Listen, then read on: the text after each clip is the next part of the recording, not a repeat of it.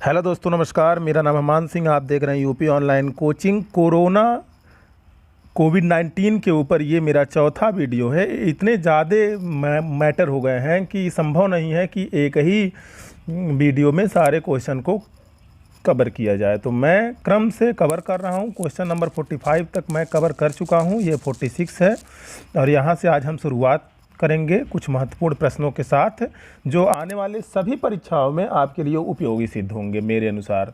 तो समय न व्यतीत करते हुए बढ़ते हैं पहले प्रश्न की तरफ। आज का पहला और कोरोना के ऊपर क्वेश्चन नंबर 46 है ये। जल्दी से स्वास्थ्य सेवा को हर किसी के दरवाजे पर 24x7 पहुंचाने के लिए, 24x7 का मतलब यहाँ पर है 24 घंटे 7 दिन, सप्ताह के 7 दिन 24 घंटे, किस राज्य ने कार्लडॉक ऐप लॉन्च किया है? किस राज्य ने कार्लडॉक ऐप लॉन्च किया है दोस्तों? तो ये गोवा सरकार ने लॉन्च किया है। इसके पहले मैंने अपने पहले वीडियो में ही आप लोगों को विभिन्न राज्यों के अलग अलग ऐप के बारे में बतलाया था।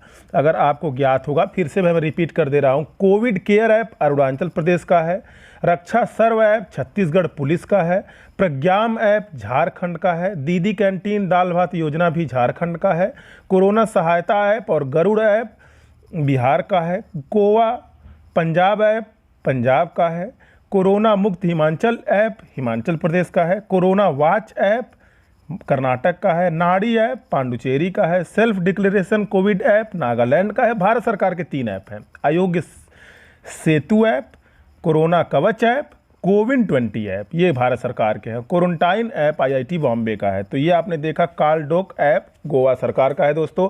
इसके पहले भी मैं आपको ये सब चीज़ें बतला चुका हूँ, हालांकि ये प्रश्न मैंने कवर नहीं किया था।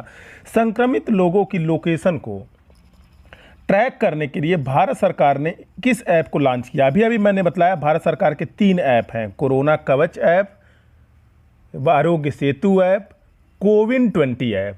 अब कोरोना कवच ऐप और आरोग्य सेतु ऐप के बारे में मैं पहले ही बतला चुका हूं, फिर से मैं रिपीट कर दे रहा हूं। इसको 2 मंत्रालय ने मिलकर बनाया है, महत्वपूर्ण है। इलेक्ट्रॉनिक और सूचना प्रौद्योगिकी मंत्रालय, स्वास्थ्य और परिवार कल्याण मंत्रालय। इलेक्ट्रॉनिक और सूचना प्रौद्योगिकी मंत्रालय एक, दूसरा मंत्रालय स्वास्थ्य और परिवार कल्याण मंत्रालय। इन दोनों ने कोरोना कवच को बनाया है और कोरोना वॉच कर्नाटक का है, ध्यान रखिएगा आप। कोरोना वॉच कर्नाटक का है, लेकिन कोरोना कवच भारत सरकार का है। भारत सरकार के 3 ऐप बतला चुका मैं।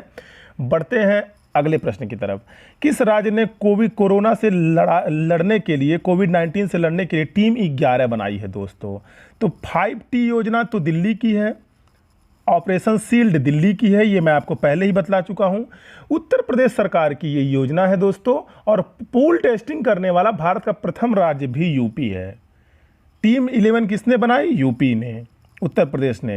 पूल टेस्टिंग कोरोना वायरस का पूल टेस्टिंग शुरू करने वाला भारत का प्रथम राज्य है यूपी। और एक बार और बता दें, कोविड-19 का प्लाज्मा थेरेपी से सफलतापूर्वक उपचार करने वाला देश का पहला सरकारी अस्पताल कौन बना है दोस्तों? तो वो भी यूपी का ही सरकारी अस्पताल है, king George medical university Lucknow. King George medical university Lucknow plasma therapy से सफलतापूर्वक कोरोना वायरस का उपचार करने वाला देश का पहला सरकारी अस्पताल king George medical university Lucknow है। तो उत्तर प्रदेश देखिए, पूल टेस्टिंग करने वाला भारत का प्रथम राज्य है, प्लाज्मा थेरेपी से सफलतापूर्वक उपचार करने वाला भी भारत का प्रथम राज्य कह सकते हैं, या उत्तर प्रदेश में स्थित मेडिकल यूनिवर्सिटी ने यह काम करके दिखाया है। टीम 11 भी उत्तर प्रदेश सरकार ने बनाया है। तो यूपी से रिलेटेड योजनाएं मैंने आपको गिना दी। बढ़ते हैं अगले क्वेश्चन की तरफ। कोरोना महामारी से निपटने के लिए पीएम मोदी द्वारा घोषित फंड का क्या नाम है दोस्तों? पीएम केयर्स फंड आप लोग बार बार सुनते होंगे, लेकिन केयर्स का फुल फॉर्म आपसे एग्जाम में पूछ सकता है। CARES केयर्स का फुल फॉर्म क्या है? सिटीजन, ए से असिस्टेंट, ध्यान दीजिएगा, C से केयर, A से असिस्टेंट, R से relief and relief, citizen assistant and relief in emergency situation.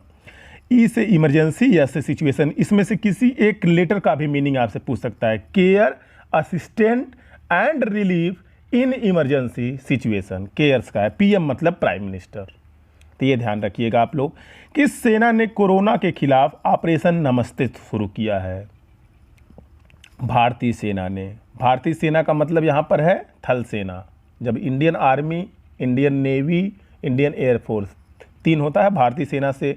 ऐसे तो भारतीय सेना के अंदर अगर इंडियन मिलिट्री कहा जाए तो इंडियन मिलिट्री के अंतर्गत 3 आते हैं, इंडियन आर्मी, इंडियन नेवी और इंडियन एयरफोर्स। लेकिन अगर इंडियन आर्मी कहा जाए तो इंडियन आर्मी का मतलब थल सेना है दोस्तों। तो किस ऑपरेशन नमस्ते किसने शुरू किया है? थल सेना ने। कोरोना लॉकडाउन में छात्रों को शामिल करने के लिए प्रोजेक्ट आईजैक किसने लॉन्च किया? प्रोजेक्ट आईजैक दोस्तों, ये जो आईजैक न्यूटन थे, इन्हीं के ऊपर इन्हीं के नाम पर इस प्रोजेक्ट का नाम आईजैक रखा गया है। क्योंकि एक आपदा आई थी, उस कहानी में हम नहीं जाएंगे। अगर आप लोग कहेंगे तो अगर हम कमेंट में आप पूछेंगे तो उस कहानी को बतला देंगे क्यों इसको प्रोजेक्ट आईजैक नाम दिया गया। हालांकि आईआईटी गांधीनगर ने छात्रों को शामिल करने के लिए ये काम किया है। कोरोना लॉकडाउन में छात्रों को शामिल करने के लिए प्रोजेक्ट आईजैक किसने लॉन्च किया? तो आईआईटी गांधीनगर, जो गुजरात में स्थित है। कहाँ पे स्थित है? गुजरात में स्थित है आईआईटी गांधीनगर। ध्यान दीजिएगा, यहाँ पर जो आईजैक है ये सर आईजैक न्यूटन में जो आईजैक है उसी से लिया गया है।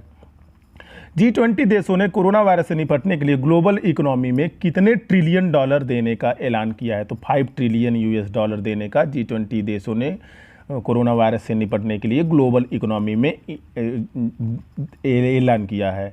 केंद्रीय स्वास्थ्य मंत्रालय ने हाइड्रोक्सी क्लोरोक्विन को किस दवा में सूचीबद्ध किया है? किस दवा की सूची में सूचीबद्ध किया है? ध्यान दीजिएगा, केंद्रीय स्वास्थ्य मंत्रालय क्या करता है? दवाओं को अलग अलग सूचियों में डालता है। सारी सूचियों के बारे में जानना नहीं आवश्यक हमारे लिए आवश्यक है कि इन्होंने जो कोविड-19 है उसको उसकी ये दवा मानी जाती है। हालांकि दवा नहीं है लेकिन यूज किया जाता है। तो हाइड्रोक्सी, अमेरिका को भारत ने इसका निर्यात भी किया है, हाइड्रोक्सी क्लोरोक्विन। इसको अनुसूची H1 में सूचीबद्ध किया है, या शेड्यूल H1 कह सकते हैं। अनुसूची H1 दवा का मतलब क्या होता है ये आपको बतला दें। वो दवा जिसे आप बिना दवा डॉक्टर के परामर्श के नहीं ले सकते हैं। अनुसूची H1 में जो दवा सूचीबद्ध हो जाती है, H1, H2, H3, H5, ऐसे कई सारी अनुसूचियां हैं। स्वास्थ्य मंत्रालय के दवाओं को सूचीबद्ध करते हैं और अलग अलग अनुसूचियों के अलग अलग नियम हैं दोस्तों। तो अनुसूची H1 में जो दवा सूचीबद्ध हो जाती है उसको बिना डॉक्टर के परामर्श के आप नहीं ले सकते हैं। जैसे पैरासीटामॉल आप खा लेते हैं बिना डॉक्टर के परामर्श के, लेकिन इस केस में आप ऐसा नहीं कर सकते हैं। वित्त मंत्री ने गरीबों के लिए प्रधानमंत्री गरीब कल्याण योजना के तहत, वित्त मंत्री ने गरीबों के लिए कोरोना राहत पैकेज की घोषणा की है। किस योजना के तहत घोषणा की है ये भी पूछ सकता है आपसे। तो इसी में मैंने सम्मिलित कर दिया है, प्रधानमंत्री गरीब कल्याण योजना के तहत कोरोना पैकेज की घोषणा की 1.7 लाख करोड़ रुपए। 1.7 लाख करोड़ रुपए कोविड-19 से लड़ने के लिए प्रत्येक स्वास्थ्यकर्मी को दोस्तों बीमा योजना के तहत 50 लाख रुपए का बीमा कवर प्रदान किया गया है। स्वास्थ्यकर्मी हो, डॉक्टर जैसे नर्स हो गए, डॉक्टर हो गए, इस टाइप के स्वास्थ्यकर्मी। और आपको बताते चलें 80 करोड़ गरीब परिवारों को अगले 3 महीने तक हर माह 5 किलो गेहूं या चावल और पसंद की 1 किलो दाल मुफ्त में मिलेगी। इसी राहत पैकेज के तहत 20 करोड़ महिला जनधन खाता धारकों के अगले 3 माह तक 500 प्रति माह मिलेंगे। मतलब 20 करोड़ महिलाओं को जो जनधन खाता धारक हैं उनको अगले 3 माह तक 500 रुपये प्रति माह मिलेंगे। मनरेगा के तहत 182 रुपया जो मिलता था उसे अब 202 रुपया प्रतिदिन कर दिया गया है। 13.62 करोड़ परिवार को इससे लाभ मिलेगा। 3 करोड़ गरीब वरिष्ठ नागरिकों, गरीब विधवाओं, दिव्यांगजनों को 1000 रुपये की अनुग्रह राशि दी जाएगी। ये जो 1.7 लाख करोड़ की घोषणा हुई है, इसी में ये सब प्रोविजन है जो मैंने आपको बतलाया। इसी पैसे को कहाँ कहाँ कैसे कैसे खर्च किया जाएगा इसके बारे में मैंने आपको बतलाया। वो ज़्यादा आवश्यक नहीं है, फिर भी मैंने बतला दिया। किस राज्य ने मो बस योजना, मो जहां शब्द आ जाए उड़ीसा आप समझ लीजिएगा, मो जीवन कार्यक्रम शुरू किया और कोरोना से लड़ने के लिए लोगों से घर के अंदर रहने का आग्रह किया? उड़ीसा की सरकार ने। किस राज्य ने दोस्तों? उड़ीसा की सरकार ने। कोरोना संक्रमण को रोकने के लिए किस राज्य ने पान मसाला और गुटखा आदि बनाने और बिक्री पर प्रतिबंध लगा दिया? तो उत्तर प्रदेश सरकार ने। आप लोग कमेंट में एक प्रश्न पूछते हैं आपसे, पिछले वीडियो में मैंने बताया था किस राज्य ने च्युइंगम पर 30 जून तक प्रतिबंध लगा दिया है। आप कमेंट में बताइएगा, क्योंकि पिछला जो कोरोना पार्ट 3 था उसमें हमने आपको इस प्रश्न की जानकारी दी थी। तो कमेंट करके आप लोग बताइएगा किस राज्य ने च्युइंगम की बिक्री पर 30 जून तक रोक लगा दिया है। तो उत्तर प्रदेश के बारे में बताएं। उत्तर प्रदेश ने पूल टेस्टिंग शुरू करने वाला भारत का पहला राज्य है। उत्तर प्रदेश का ही एक मेडिकल यूनिवर्सिटी है, किंग जॉर्ज मेडिकल यूनिवर्सिटी, कोविड-19 का प्लाज्मा थेरेपी से सफलतापूर्वक उपचार करने वाला भारत का पहला अस्पताल है। टीम 11 बनाने वाला भारत का एक राज्य है। और बताएं, पूल टेस्टिंग शुरू करने वाला भारत का प्रथम राज्य है उत्तर प्रदेश। और पान मसाला और गुटखा पर भी बिक्री पर भी प्रतिबंध लगा दिया। बढ़ते हैं अगले प्रश्न की तरफ। अगला प्रश्न है दोस्तों, फीफा अभियान pass the message to kick out corona virus. Pass the message to kick out corona virus के लिए किस भारतीय फुटबॉलर को चुना गया है? फीफा ने भी कोरोना वायरस के लिए एक अभियान चलाया है, तो भारतीय फुटबॉलर सुनील छेत्री को इस अभियान के लिए दोस्तों चुना गया। बढ़ते हैं अगले प्रश्न की तरफ। भारतीय स्टेट बैंक ने 2019-20 के अपने वार्षिक लाभ का कितना प्रतिशत हिस्सा कोरोना से लड़ने के लिए प्रदान करने की घोषणा की है? तो स्टेट बैंक ऑफ इंडिया ने 0.25% हिस्सा कोरोना से लड़ने के लिए दान करने की घोषणा की है। लेकिन एक साल में जो उनका वार्षिक लाभ होता है, लाभ का 0.2% है दोस्तों, वार्षिक इनकम का नहीं, जो वार्षिक लाभ होता है। हंता वायरस का एक परिवार है जो मुख्य रूप से किसके द्वारा फैलता है? तो हंता वायरस दोस्तों मुख्य रूप से इसे बोलते हैं हम कृंतक, रोडेंट्स। ये कृंतक क्या है? कृंतक दोस्तों चूहे का, जिसे आप रैट बोलते हैं, चूहे का एक प्रकार है। एक चूहे का एक प्रकार है, इसे कृंतक बोलते हैं। आप कह सकते हैं एक प्रकार का चूहा है, इसका स्पेशल नाम कृंतक है। हंता वायरस का केस चीन के यूनान यूनान राज्य में देखा गया। और कोरोना वायरस का पहला केस कहाँ देखा गया था दोस्तों? वुहान राज्य में। वुहान, ये मैं बतला चुका हूँ ये सब बातें आपको। सरकार ने कोविड-19 की रोकथाम के लिए स्वास्थ्य विशेषज्ञों की एक उच्च स्तरीय तकनीकी समिति का गठन किया है। इस समिति के अध्यक्ष कौन है दोस्तों? इस समिति में टोटल 21 लोग हैं दोस्तों। ये जो डॉक्टर वी.के. पॉल हैं, ये नीति आयोग के सदस्य भी हैं। इस समिति के यही अध्यक्ष हैं, डॉक्टर वी.के. पॉल। कोई पूछे आपसे इस समिति में कुल सदस्यों की संख्या कितनी है? इस समिति में सदस्यों की संख्या है 21। बढ़ते हैं अगले प्रश्न की तरफ।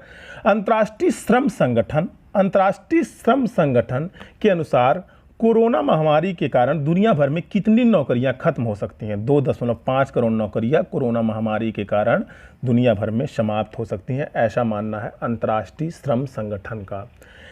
किस देश ने कोविड-19 महामारी को संबोधित करने के लिए वर्चुअल G20, वर्चुअल मतलब होता है दोस्तों आभासी, वर्चुअल मतलब क्या होता है? आभासी। वास्तव में आप वहाँ सम्मिलित नहीं होते हैं, लेकिन आपका प्रतिबिंब वहाँ पे सम्मिलित होता है। तो प्रतिबिंब को सम्मिलित करने का क्या तरीका है? वीडियो कॉन्फ्रेंसिंग, अन्य ये जो टेक्नोलॉजी है, इससे आपका प्रतिबिंब ही वहाँ पे पहुँच सकता है, आप तो वहाँ नहीं पहुँच सकते हैं, इसीलिए इसका नाम वर्चुअल रखा गया। वर्चुअल G20 शिखर सम्मेलन आयोजित करने का निर्णय लिया है दोस्तों सऊदी अरब में। इस बार G20 का शिखर सम्मेलन होना भी था, लेकिन नहीं हो पाया कोविड-19 कारण। तो इन्होंने क्या किया? वर्चुअल जो G20 शिखर सम्मेलन किया। इसका मतलब वीडियो कॉन्फ्रेंसिंग के द्वारा देश के प्रमुखों ने इसमें भाग लिया। प्रकाश चैप्टर में 9th-10th में आपने ये पढ़ा होगा, वर्चुअल प्रतिबिंब क्या होता है, वास्तविक प्रतिबिंब क्या होता है, रियल इमेज क्या होता है, वर्चुअल इमेज क्या होता है। भारतीय सरकार ने बच्चों को कोरोना वायरस से रिलेटेड सभी प्रश्नों को स्पष्ट एवं स्वास्थ्य सुझाव को साझा करने के लिए किस सुपर हीरो की मदद ली है? एक सुपर हीरो की भारतीय सरकार ने मदद ली है, उसका नाम क्या रखा है? इस सुपर हीरो का काम क्या होगा? ये सभी प्रश्न जो होंगे बच्चों के, उनको स्पष्ट करेगा ये। इस सुपर हीरो का नाम रखा है वायु। इस सुपर हीरो का नाम क्या रखा गया दोस्तों? वायु।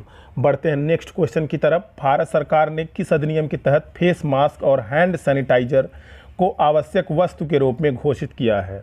फेस मास्क और हैंड सैनिटाइजर को किस अधिनियम के तहत आवश्यक वस्तु के रूप में घोषित किया है? मैंने आपको NDMA एक्ट भी बताया था, नेशनल डिजास्टर मैनेजमेंट एक्ट, आप राष्ट्रीय आपदा प्रबंधन अधिनियम, वो 2005 था, उसके तहत भी कुछ किया गया है। ये फेस मास्क और हैंड सैनिटाइजर और कुछ चीज़ों को एकदम से अनिवार्य कर दिया गया है, लेकिन ये वो लेटेस्ट की न्यूज़ थी दोस्तों। ये भारत सरकार ने मार्च के माह में किया था। भारत सरकार ने किस अधिनियम के तहत फेस मास्क और हैंड सैनिटाइजर को आवश्यक वस्तु के रूप में घोषित किया है? तो भारत सरकार ने आवश्यक वस्तु अधिनियम इसेंशियल कमोडिटी एक्ट 1955 के तहत किया है दोस्तों। किस एक्ट के तहत किया है? आवश्यक वस्तु अधिनियम 1955, बहुत ही वेरी वेरी इंपॉर्टेंट क्वेश्चन, ये आप जान लीजिए, एग्जाम में ये आना ही है अगर एग्जाम में ज़्यादा क्वेश्चन कोरोना से बनते हैं। किस अधिनियम के तहत केंद्र ने राज्य सरकार को कोरोना वायरस के खिलाफ निवारक उपाय करने के लिए अधिकृत किया है? तो महामारी रोग अधिनियम 1897, एपिडेमिक डिजीज एक्ट 1897। मैं आपको बताऊं, मैं संत कबीर नगर का रहने वाला हूं। मैं इलाहाबाद से संत कबीर नगर जब आ रहा था तो उन्होंने एक शपथ पत्र भरवाया। शपथ पत्र में उनका शपथ पत्र ही दोस्तों गलत था। रीजन ये था, उन्होंने महामारी रोग अधिनियम को भी 2005 लिखा था और आपदा प्रबंधन अधिनियम को भी 2005 लिखा था, जबकि ये सही नहीं है। महामारी रोग अधिनियम 1897 के तहत केंद्र ने राज्य को कोरोना वायरस के खिलाफ निवारक उपाय करने का अधिकार दिया है, यह आप समझ लीजिए। लेकिन जो शपथ पत्र उन्होंने भरवाया, मैं स्क्रीन पे आपको दिखा दूंगा उस शपथ पत्र का फोटो। उन्होंने महामारी रोग अधिनियम भी 2005 लिखा था और आपदा प्रबंधन अधिनियम भी 2005 लिखा था। मैंने बात की, लेकिन बात करने का इस देश में प्रदेश में कोई मतलब नहीं है, ये आपको पता होगा। विश्व आर्थिक मंच, world economic forum, corona virus को पेंडेमिक घोषित कर दिया गया है दोस्तों। किसके द्वारा? WHO के द्वारा। पेंडेमिक, ये तो एक्ट हमारा एपिडेमिक है। एपिडेमिक मतलब भी महामारी होता है, पेंडेमिक मतलब भी महामारी होता है, PENDEMIC। पेंडेमिक ऐसी महामारी होती है जो ग्लोबली फैले। ग्लोबली एपिडेमिक को हम पेंडेमिक बोल देते हैं और लोकली जो महामारी होती है उसे हम एपिडेमिक बोलते हैं। जैसे किसी एक देश में अगर हो तो उसे एपिडेमिक बोलेंगे, लेकिन अगर पूरे ग्लोब पे हो, अन्य देशों में हो, तो उसे हम पेंडेमिक बोलते हैं। तो उस इसी से पेंडेमिक घोषित किया था WHO ने। ये भी मैं पिछले प्रश्न में आप कवर कर चुका हूँ। विश्व आर्थिक मंच और विश्व स्वास्थ्य संगठन ने मिलकर कोरोना वायरस से लड़ने के लिए एक प्लेटफार्म बनाया है। उसका नाम क्या है? Covid action platform. Covid action platform, विश्व आर्थिक मंच और विश्व स्वास्थ्य संगठन, मतलब WHO और WEF का हेडक्वार्टर कहाँ है दोस्तों? जिनेवा में है। WHO का कहाँ पे है? जिनेवा में है। दोनों का हेडक्वार्टर जिनेवा में है। Covid action platform. ये आज का आखिरी प्रश्न है। डायमंड प्रिंसेस नामक का एक जहाज है जिसको क्वारंटाइन किया गया। ये मार्च के माह में क्वारंटाइन किया गया था। डायमंड प्रिंसेस जिसको क्वारंटाइन किया गया, किस देश में इसे क्वारंटाइन किया गया? क्योंकि जानते हैं क्यों इसे क्वारंटाइन किया गया? ऐसा माना जा रहा था कि इस जहाज के लोगों में जो लोग बैठे हैं वो कोरोना वायरस से पीड़ित हैं। तो ये जहाज दोस्तों जापान के योकोहामा में क्वारंटाइन किया गया। जापान के योकोहामा में क्वारंटाइन किया गया। तो दोस्तों ये रहा हमारा कोरोना वायरस से रिलेटेड पार्ट 4। अब लगभग पिछले क्वेश्चन मैं कवर कर चुका हूं। केवल 15 अप्रैल से 30 अप्रैल तक के क्वेश्चन मुझे कवर करना है। अगले वीडियो का आप इंतजार कीजिए। तब तक के लिए अगर वीडियो आपको पसंद आया हो तो वीडियो को लाइक कर दीजिएगा, चैनल को सब्सक्राइब कर दीजिएगा, वीडियो को शेयर कर दीजिएगा ताकि अधिक से अधिक जानकारी अधिक से अधिक लोगों तक पहुंच सके। Thanks for watching.